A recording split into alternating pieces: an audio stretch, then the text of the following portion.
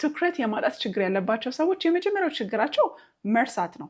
እጅግ በጣም ብዙ ነገር ይረሳሉ። መርሳት ሲባል እኔም እኮ ረሳለሁኝ ልትሉ ትችላላችሁ። እውነት ነው፣ እኔም ረሳለሁኝ። ግን የእነሱ መርሳት በጣም የተለየ ዋጋ የሚያስከፍል ሜጀር የሚባሉ ለምሳሌ የመኪና ቁልፍ መጣል ሊሆን ይችላል፣ ስልካቸውን መጣል፣ ፓስፖርት፣ ዶክመንቶች፣ መታወቂያ የመሳሰሉት ነገር በየቀኑ የትም ጥለው ሊመጡ ይችላሉ ማለት ነው። ሁለተኛው ነገር ደግሞ በጣም ቀላል የሚመስሉ ስህተቶችን መሳሳት። ለምሳሌ ተማሪ ቢሆን ፈተናውን ሰርቶ ስሙን ሳይጽፍ መስጠት ማለት ነው። ወይም ደግሞ በዚህ በኩል በዚህኛው ፔጅ ሰርቶ ሁለተኛው ፔጅ ላይ ጥያቄ እንዳለና እንደሌለ ሳያስተውል ፈተናውን መመለስ እንደማለት። እንደዚህ በጣም ሲሊ የሚመስሉ ግን ዋጋ የሚያስከፍሉ ስህተቶችን ሲሳሳቱ ይስተዋላሉ። ሌላው ትኩረት የማጣት አይነቱ የሚታይባቸው ሰዎች የሚያዳምጡ አይመስሉም። የኮሚኒኬሽን ችግር ያጋጥማቸዋል። ለምሳሌ ሰዎች እያዋራችኋቸው የሌሉ ይመስላችኋል።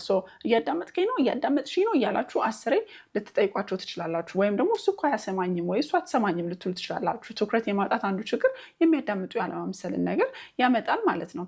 ሌላው ደግሞ ትዕዛዝን አንብበው አይጨርሱም።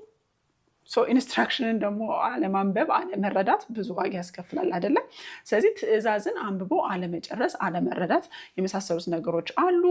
ዋናው አቴንሽን ዴፊሲት ሃይፐርአክቲቪቲ ዲስኦርደር ላይ የምናየው ነገር ሰዓትን ማስተዳደር በጣም ነው የሚከብዳቸው። ስለዚህ ከሰዓት ማስተዳደር ጋር ተያይዞ የሚመጡ ችግሮችን ለምሳሌ እስከ መጨረሻው ድረስ ስራን መግፋት፣ አለመስራት ወይም ደግሞ ብዙ ነገርን ጀምሮ መተው፣ አለመጨረስ የመሳሰሉ ነገሮች እንደ ችግር ይከሰቱባቸዋል ማለት ነው።